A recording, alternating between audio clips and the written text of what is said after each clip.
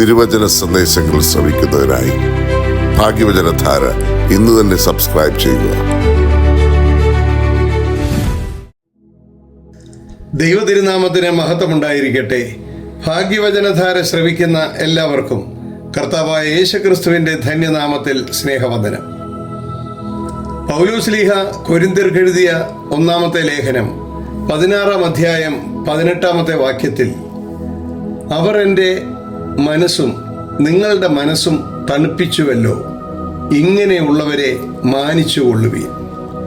പ്രിയമുള്ളവരെ, ഓരോരുത്തരുടെയും സാന്നിധ്യം മറ്റുള്ളവർക്ക് ഉന്മേഷവും ഉത്തേജനവും ഊർജവും പകർന്നു കൊടുക്കുവാൻ സാധിക്കുന്നത് നല്ല മനോഭാവത്തിൻ്റെ ഉടമകൾക്കാണ്.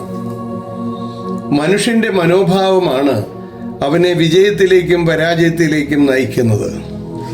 ഓരോ വ്യക്തിയിലും 3 തരത്തിലുള്ള മനോഭാവങ്ങൾ ഉള്ളതായി കാണാം.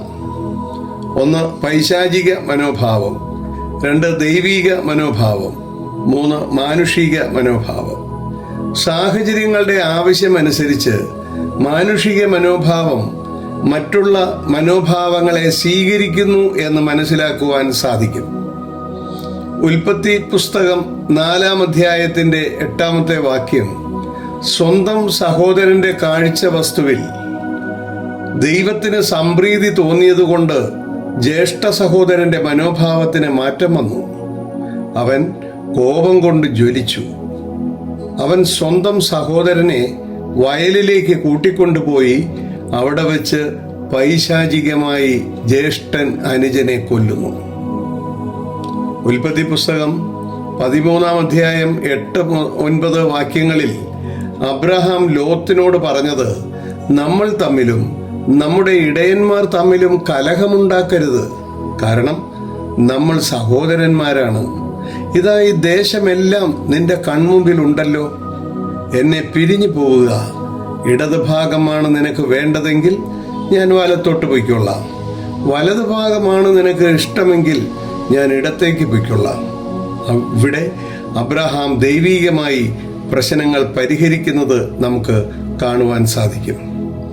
യോനയുടെ പുസ്തകം 4-ാം അധ്യായം 1 മുതൽ 11 വരെ വാക്യങ്ങളിൽ യോനയ്ക്ക് തണലും ആശ്വാസം നൽകാനായി മുളപ്പിച്ച ചെടിയെ ദൈവം നശിപ്പിച്ചപ്പോൾ യോനയുടെ മനോഭാവം എന്താണെന്ന് നമുക്ക് കാണുവാൻ കഴിയും. പെട്ടെന്ന് ക്ഷുഭിതനായിത്തീരുന്നു, ദൈവത്തോട് കോപിക്കുന്നു. ദൈവത്തിൻ്റെ കരുണയുള്ള വാക്കുകൾ കേട്ടതിന് ശേഷം യോന തന്നിൽ അനുകമ്പയുള്ള മനോഭാവം വളർത്തിയെടുക്കുവാൻ ശ്രമിക്കുന്നു.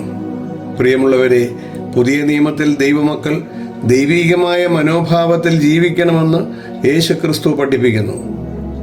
ശത്രുക്കളെ സ്നേഹിക്കണമെന്നും നിങ്ങളെ ഉപദ്രവിക്കുന്നവർക്ക് വേണ്ടി പ്രാർത്ഥിക്കണമെന്നും നിന്നെ ഒരു കരണത്ത് അടിക്കുന്നവന് മറുകരണവും കാണിച്ചു കൊടുക്കണമെന്നും നിങ്ങളെ ശപിക്കുന്നവരെ അനുഗ്രഹിക്കണമെന്നുമുള്ള മനോഭാവം ഉള്ളവരായിരിക്കണം എന്നും യേശു പഠിപ്പിച്ചു.